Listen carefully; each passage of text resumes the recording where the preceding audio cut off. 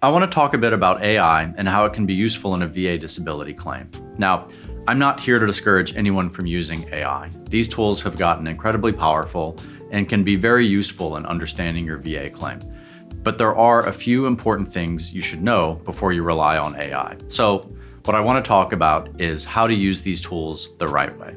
First, let's give credit where credit is due. AI can be genuinely useful in this process. If you've ever tried to read a VA regulation or a rating decision and felt like it was written in another language, you can paste that language into an AI model and it will help you understand what VA is getting at. Now, where does AI fall short? AI has some real limitations that matter a lot in veterans law specifically. First, AI is smart, but it's not experienced. Every time you ask AI a question, it's the very first time it's ever seen and considered that question. AI doesn't have a memory like humans have memories. So when AI interprets the law, it does so as a novice in VA disability law. The incorrect answers it gives aren't based on a hallucination. It will correctly cite the law, but on a misunderstanding or a misinterpretation. And I'll give you an example. There's a standard in the rating criteria for headaches called severe economic inadaptability, basically asking if your condition interferes with your ability to work. We fed a hypothetical into an AI model and asked it what a veteran should be rated if he misses a day of work a month because of his headaches. Now, we would argue that missing almost 2 weeks of work a year constitutes severe economic inadaptability. But the model read that in conjunction with the frequency requirement of the next lower rating and suggested that 30, not 50% was appropriate. This isn't something you learn from reading the regulation, it's something you learn from handling cases. Now, on that same note, AI can be very confident, even when it shouldn't be.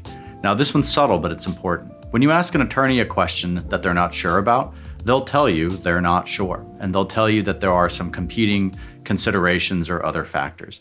AI almost never does that. AI will tell you you're definitely not eligible, or like in my example just now, you are definitely eligible at the 30% level.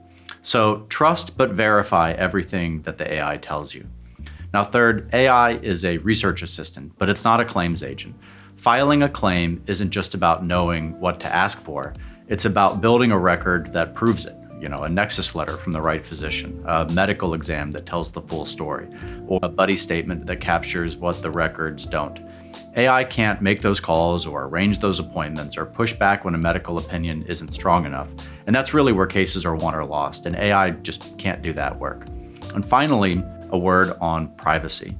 Free AI tools, like the free version of ChatGPT, may use your conversations to improve their models. So be careful if you're pasting in your medical records, your C-file, or your DD-214, or even just discussing that stuff with the AI, because that's sensitive information that the company may use to train the next model. In other words, your private information will be ingested into the brain and the memory of the next version of that model.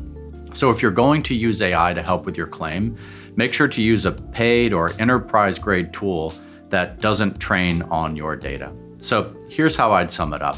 AI is a great starting point. Use it to educate yourself, organize your thoughts, and come into conversations with your doctor or a VSO or your attorney better prepared.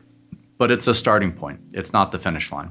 The veterans I've seen get the best outcomes are the ones who understand their situation deeply and have experienced advocates helping them build the strongest possible case.